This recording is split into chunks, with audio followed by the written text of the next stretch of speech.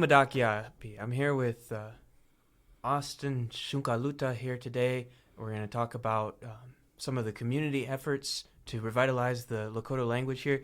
So, Austin, can you tell us a little bit about your efforts, how they've been going, what they're called, all that sort of stuff? Yes. Let me introduce myself. My name is Austin Red Dog. Austin Ichiapi. They call me Austin Red Dog. Cha'aka Oyanke. Emataha Naha. Tashiagmuka Elwati Alo. Ate Waiki Dion Red Dog Ichiapi na. Ina Waiki Luan Li Ichiapi. Tashunka Sicha Machaplo. Chante Washte Napechu Zahaplalo. My name is Austin Red Dog. I grew up here on Cheyenne River Reservation. The community I'm from is the Almond Tree community, north of Eagle Butte, but I live in Metal Arc Hill currently. My mother is Luann Lee. My father is Dion Red Dog. The bands that I come from is Itazi Pachola and O'u Enupa, the Two Kettle Band. My mother and father come from those two bands. But the community events, first I'd like to start off with, we started our efforts together. It was a push through identifying the gaps in the community, the overall community of what our tribe had to provide, and thinking back into our childhood growing up on the reservation, going through, living here, existing here, and surviving here on the reservation. We've seen and witnessed and been a part of the language efforts that the school system has provided for us. Different elders that have done a lot of work in the community, building language efforts.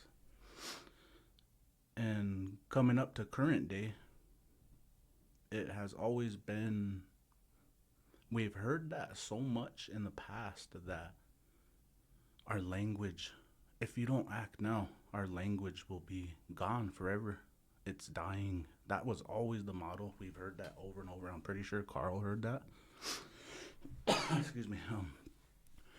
But growing up, that brought a sense of urgency for all of us. We'd hear that in school from our language teachers. We'd hear that from down to attending our ceremonies, to our powwows, all our community events. We would hear the same thing being repeated, and it did bring a sense of urgency. But at the same time, It's called nihilism. Nihilism. When you start to feel like it's nothing's gonna work and everything you try keeps failing. Yeah, I know that kind of like it makes you feel bad, right? That all this effort that people have put into trying to save the language, and it never seems like it does anything. So how are you feeling that what you're doing is different, or is there a different way you're thinking about it? Well, from our standpoint, I think that we're the bridge that gaps the elders to the younger generation, because we grew up before the internet, before the cell phone age. A lot of technology took it over now, and we remember those things of going outside, not relying on the internet, all of these things, having fun, going outside, friends, riding bike, all of these old, I wouldn't say old pastimes, but back memories that kind of don't occur in current day. So there are memories you have in common with elders, fluent speakers. Yeah. And then you have memories of growing up with this technology, and as it became, like, you have at least something in common with the newer generation that might not share as much in common with the elders. Yes, and the changing of times, we also seen the language. The language was pushed in the school. What from my understanding, it's called grammar translation method of language learning, and we still seen it being utilized today. It's something. Of course, we're grateful for language being offered to our children, our students here, and but I would like to stress that, or not stress. I would like to just state that there is several other approaches that are more, let's say, successful. And I've seen success in different Native communities across the world. Yes, definitely. The Maori Nation in New Zealand and a lot of our language, a lot of our Lakota tribes, like the Oglala Nation, they got Lakota Iapiki or Lakota Iapiki. It's a language nest under Thunder Valley CDC down in Pine Ridge. They got a language nest up in Sitting Bull. They got a language nest. So there's a lot of immersion efforts towards the language, and it has been very successful. And I don't know exactly what that looks like for our school system, but I know that it could be successful for us if we start to develop our language infrastructure. And so the infrastructure that was put in place with like the first Ordinance 66, it's 30 minutes of instruction a day in school. We've seen that hasn't really had the effect that was intended, right? Yeah, definitely. And there's a lot of language in there that's a little bit. I don't see how it could actually happen. One of some of the language in there, and I'm paraphrasing, that it's expected upon graduation that our students are meant to be fluent, and I don't see how that's possible with 1 hour, one class a week, or no, five classes if they're taking it that in high school. And that's the language in the ordinance, is that it's supposed to be 1 hour a day in high school or half an hour a day before high school. Yeah. And even if it was fully implemented, it still might not be enough. I think I've heard a statistic somewhere that you need, like 2,500 hours. Yeah. But like the summer stuff, like that gap, those 3 months, if you don't have it, you kind of start back at square one, right? Yep. There's been some studies. And so I think we're at a different place in understanding the problem than people might have been in 1980. And hopefully, there's still time. And I think we still do have fluent speakers, and we still have people that are really dedicated to making sure that our language doesn't, go extinct or anything like that. Yes, definitely. And that's the main goal, is that. So you see like the ideal situation would be that we have a nest type situation in our schools, and that hasn't really started. Nobody's really pushing hard on that right now. Where are you guys starting to push? We are starting with several different objectives. We've pushed into a possible Amendment C with Ordinance 66. We have just now started the process, but we want to invite the community. We don't want to just say, hey, this is what's going to happen and you have to do it. We want to invite and get the public involved, Okichiapi, so we can work together. And that's one of our many efforts at maybe expanding on the community aspect, because it's one sentence, the community aspect of language development in Ordinance 66. And maybe so you've had events that are outside of school that are open to the entire community, not just students. Yes, and that's the major point, is to fill the gaps. When our students come out of these institutes, these educational institutes, or these nonprofit organizations that provide these services that we're grateful for, they come back into the community, they come back into their homes, and once they're out of these institutes, Nobody to talk to. There's nobody to talk to and nobody to support it. And I would like to mention, we've discussed this recently, that there's a lot of people that are struggling to get by day to day on our reservation, and not just our reservation, but many reservations. And if someone's struggling just to put food on the table, to pay their bills, they have all these barriers set up in front of them. Hard to think about anything else.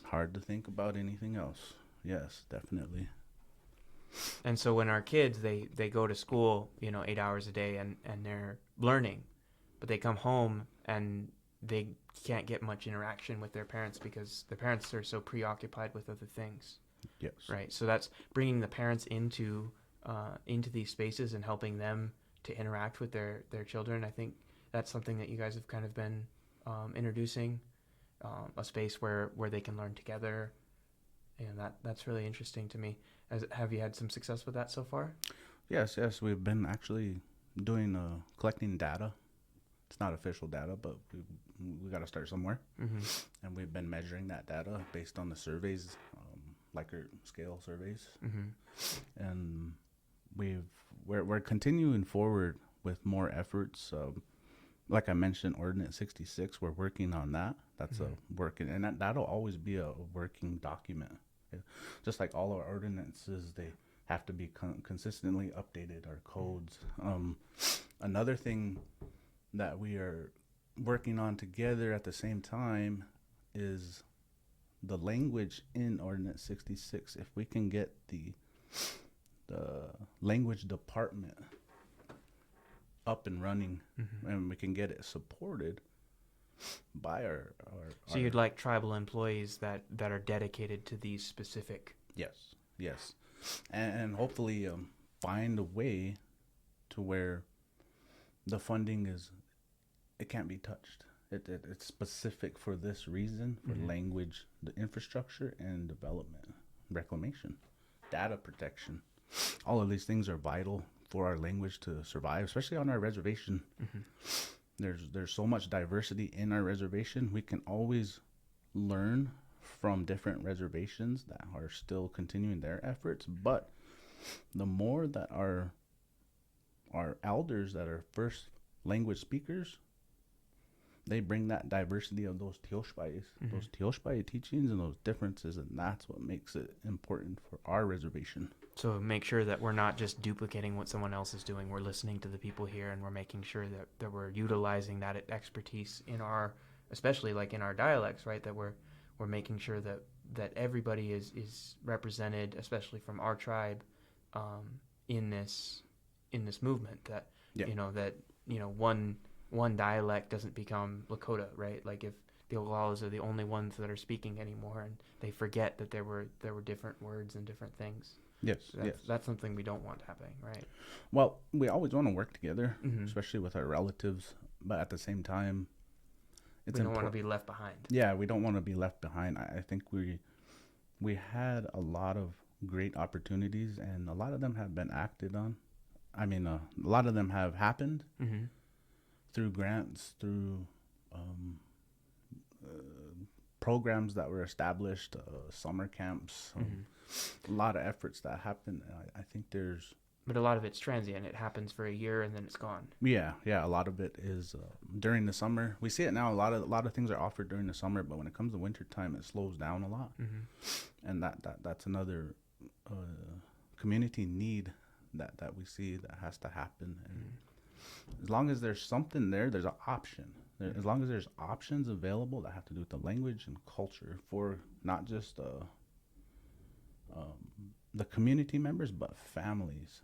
Families and our youth, especially our Wakayanja, they're as long as it's there, and our families can try to at least start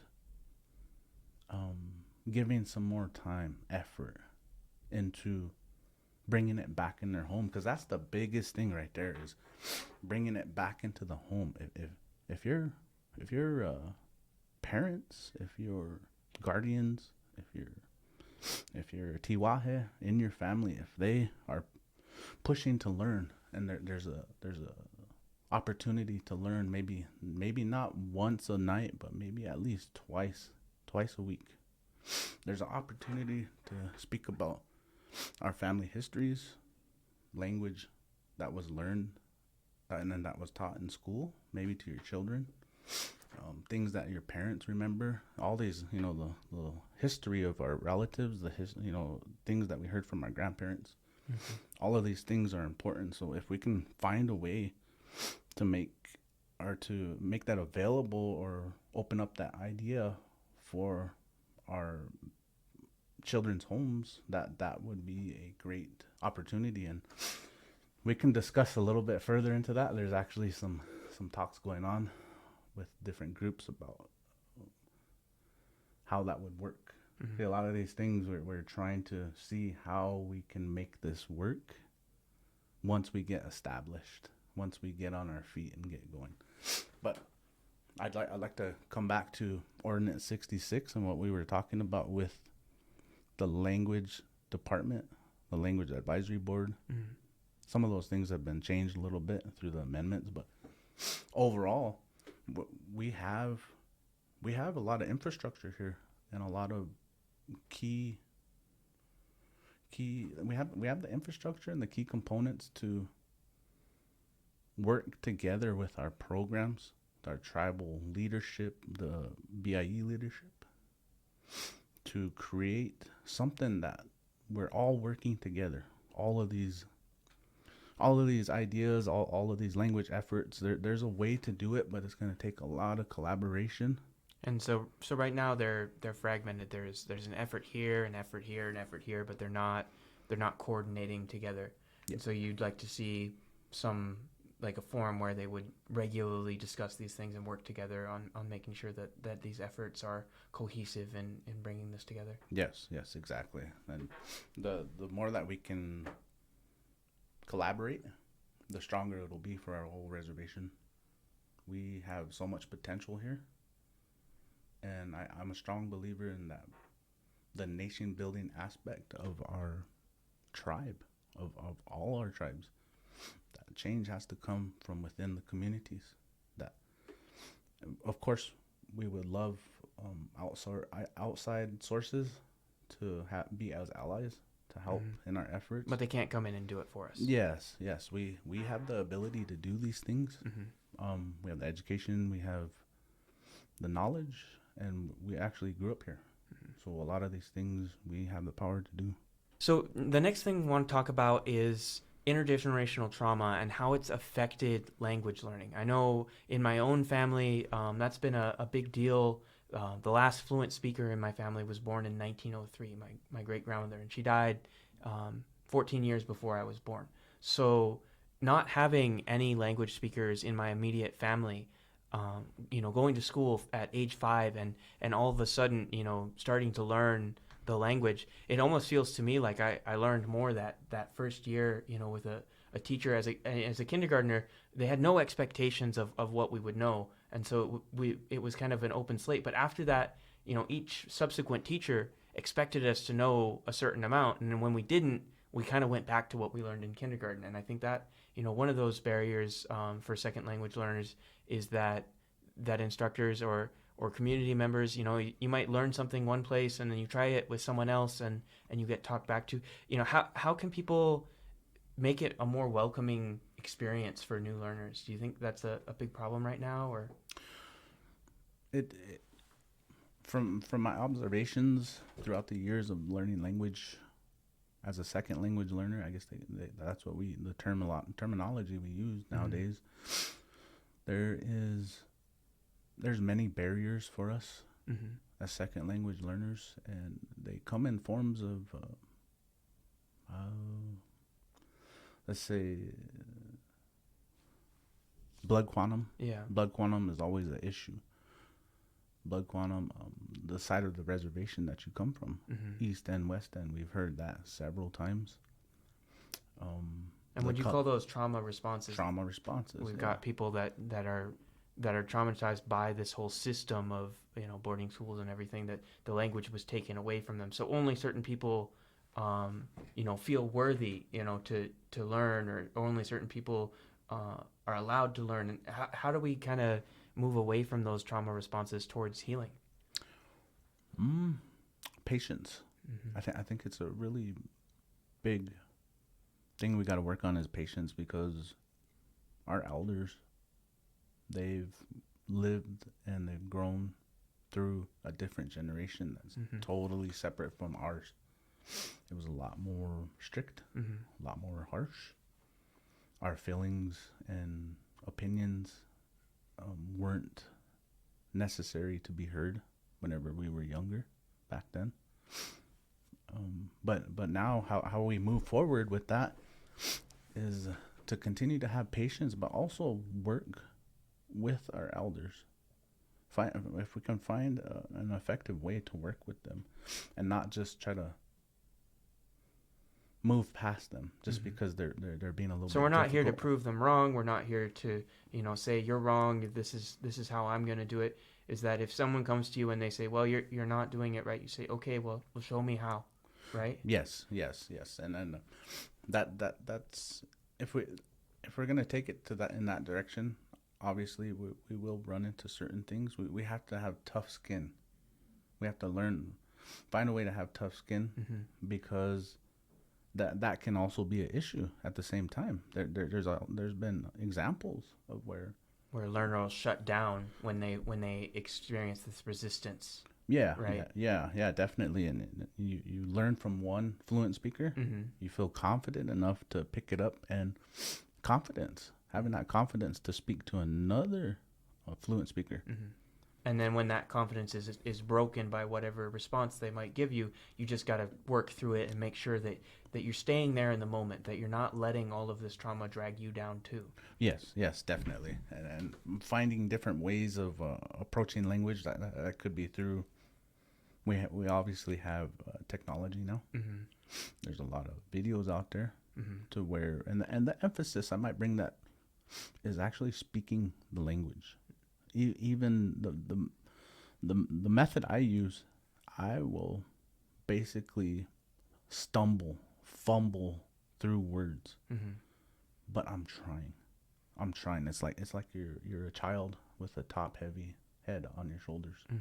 You're learning to walk, but eventually it will not be enough if you just stick with colors, numbers, ogleskawa, just identifying certain things around you.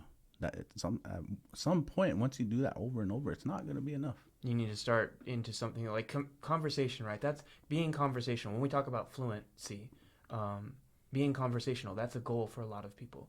And if you're only learning nouns, you can't do that, right? Yep. Yeah. So that's when I come. So let's say I come up to an elder and I say, how and if they understand me and they respond, and this has happened to me sometimes before. So, you respond and then you say niche and I say, okay, dawa. So we're going through this, and then they start into the next sentence and I don't understand them. And it's like, okay, well, can you explain what that means? Well, the next times we have that conversation, we can go one step farther. Yep. And one step farther each conversation. So I think that's really interesting, that's all it takes is that perseverance, that patience, like you said, to even just go one step farther each time. Is you're going a little bit farther in this conversation. And again, both the learner has to have patience if the teacher is getting angry with them, or they are upset, they have all this trauma, but each side needs to learn that you can live with it, and you can keep learning despite these like you said, little road bumps in our learning process. Yes. It's learning our language, learning the Lakota language, our culture, everything has a spiritual aspect to it, whether we understand it or not.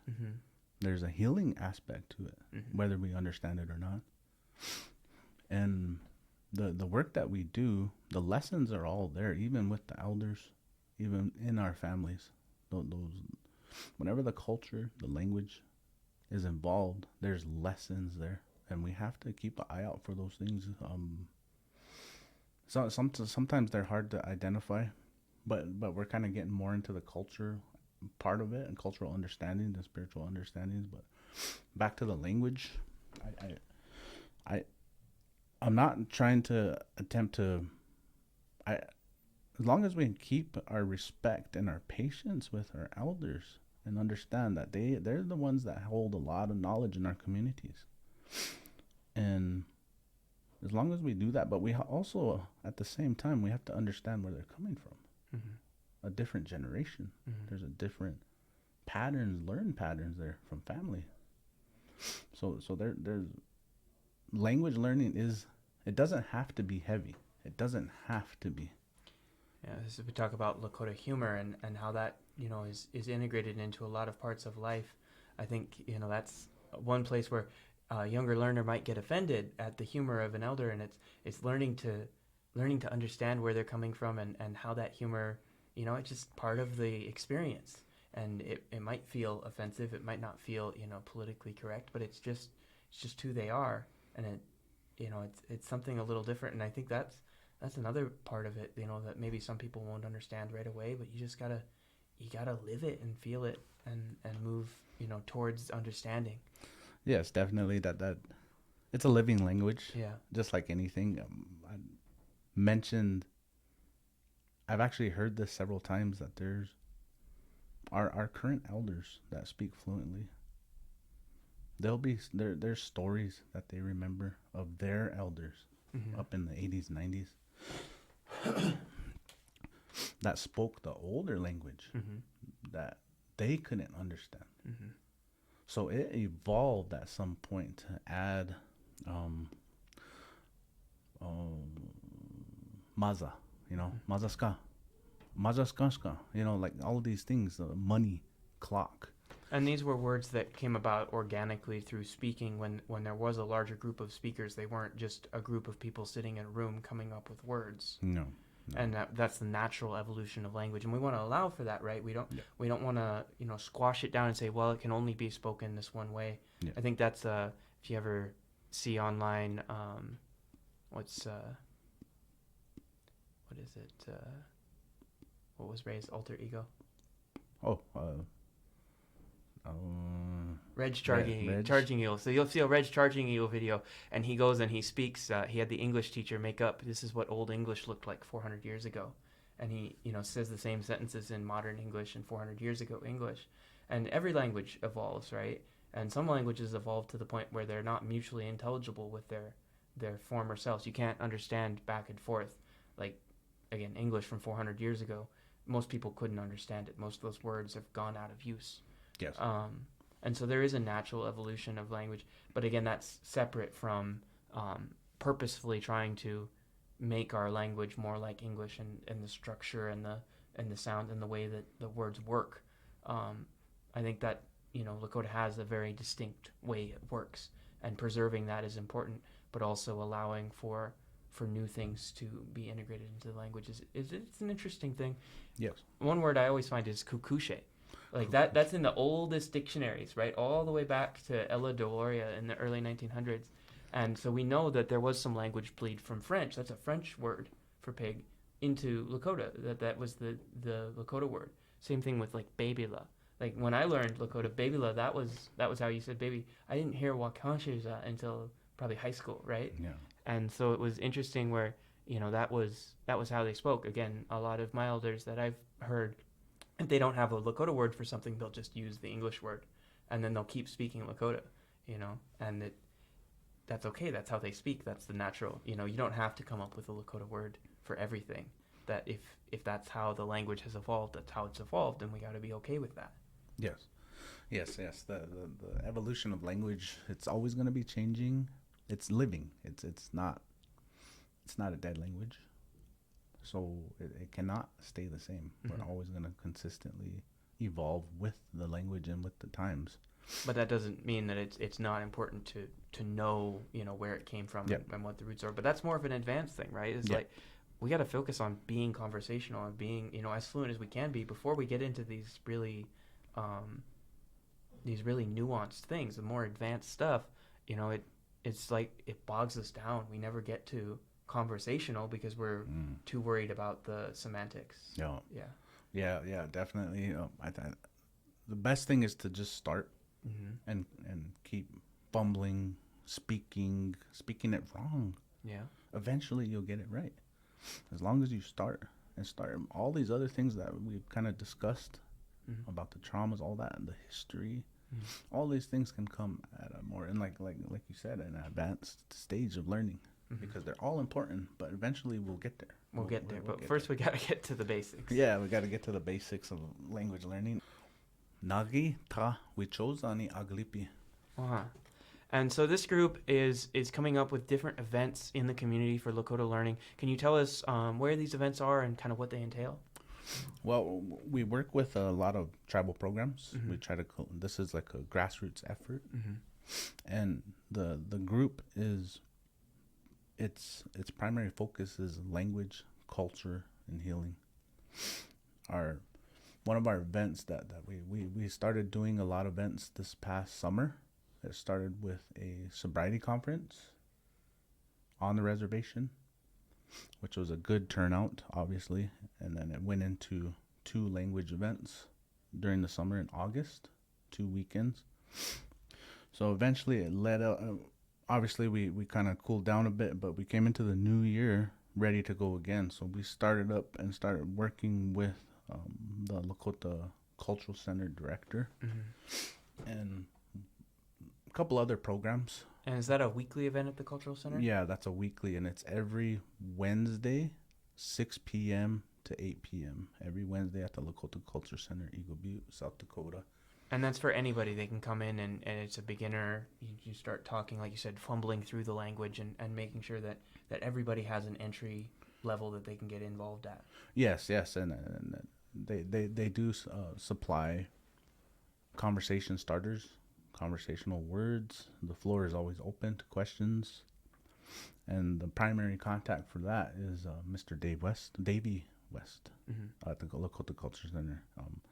And we've actually collaborated with him again with a language 7 steps to fluency with Denny Gayton. This was last Saturday. We invited Mr. Denny Gayton.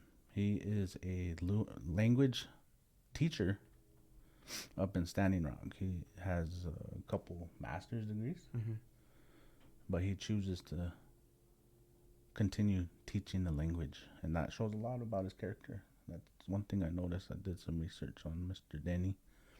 And do you have plans for him to come back? Yes, it's in the talks right now. Last I heard, I think Tioshbai Dopa made a connection with Mr. Gayton, and that they were going to work on something and bringing him down that way too, because he has a effective way at teaching classroom students. It's all full immersion, and it's speaking. It's repeat after me 7 steps, and it's consistently talking, consistently. So he can go from an array from just beginners speaking 1 word, but he builds on those steps so that eventually we say the whole sentence. So even in that just few hour class, you really could build from 1 word into speaking sentences and seeing people start to learn. Yes, exactly. We actually wanted to see how our community would respond to Denny's approach to language learning, and it did exactly that. We had a great response from our youth. We had a great response from our adult second language learners, and we had I want to say an 85% positive feedback from our elders. Some of them always wanted to know who he was, why. They had questions, but we why is this guy here and not us? Yeah. There's always something, right? Yeah, and it was an attempt to kind of inadvertently say we're ready. We're ready for the next step, and that's good. Yeah, so there was a method behind the madness sometimes, But Denny, that one happened. We'll be posting more whenever our events do come up. We do have a language through song, and this is in collaboration with the Walk Ball Wash Day counseling service, and it's at the Red House up there on the corner, right? Yeah, it's at the Red House up on the corner by Prairie and Willow, and that's every Sunday at 1 p.m. to 3 p.m. and we have access to 4 drums, all the chairs that we need, all the drumsticks that we need, the space that we need, and we do offer a meal. We offer coffee, water. It's open to everybody in the community. It's to have the opportunity there. The chairs will be there at the drum. We've been having it's been growing slowly, and there's been Dog-Lakotas coming. There's been different singers in the community coming, sharing what they know about the songs, what they mean, what it means to them to sing, and the memories that are attached to those songs, so that we understand what the words are saying, and we can actually sing those songs and mean it from our heart because we understand what we're saying. And that's very important. That was something that wasn't taught to me when we grew up younger. We didn't understand the flag song or the... You could sing it, but you didn't know what it meant. Yeah, so it was just singing a song that we knew. We didn't actually know what it meant, but now... I remember that in high school. We'd sing the flag song every morning, and one day in Lakota class, flag was one of the words on the worksheet that you had to find. And I'm singing the word, and I'm like... I'm like, okay, so now how do you spell that?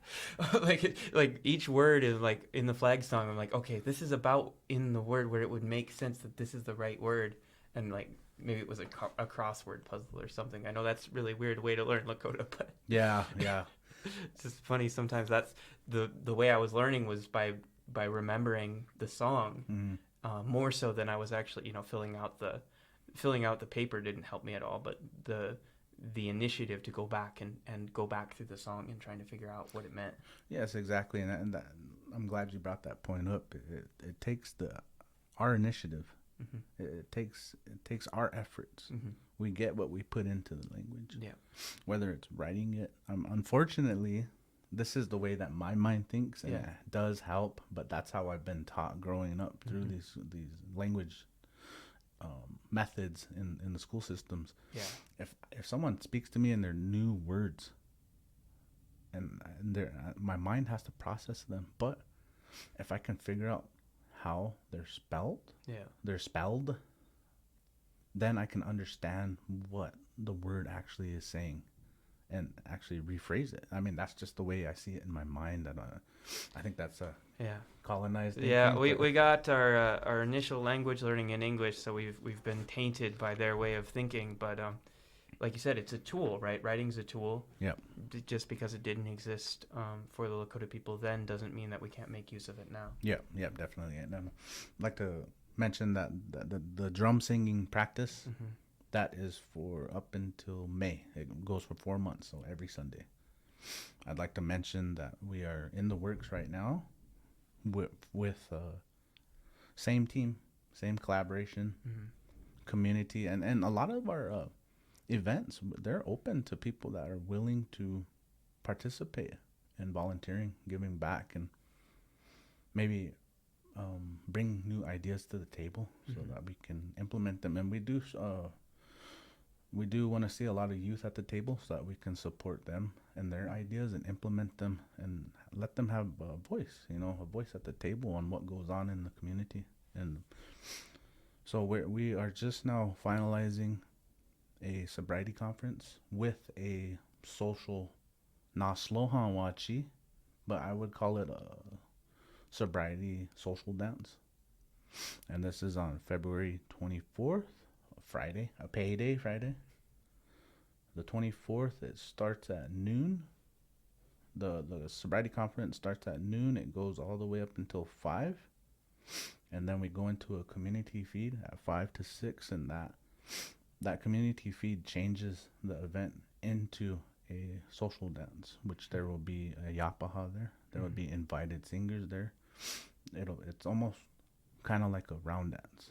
And can anybody join in and singing with these drum groups? It's not like a professional power drum group. Anybody can come in and get involved in this. Yes. It's bring a hand drum. Bring a hand drum. There's no big drum at this one. Mm-hmm.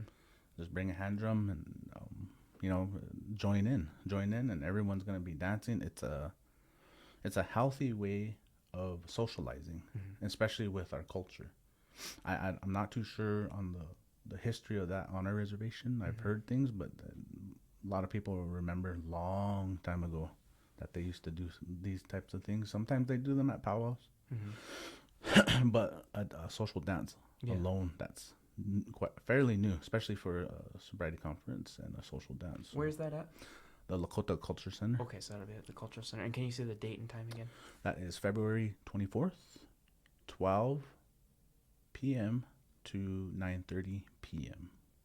So noon to 9:30 p.m. Yeah, noon to 9:30 p.m. At the Cultural Center. At the Lakota Culture Center. And then there's another group out in Takini. Are you involved with that at all? That is I've been invited out there.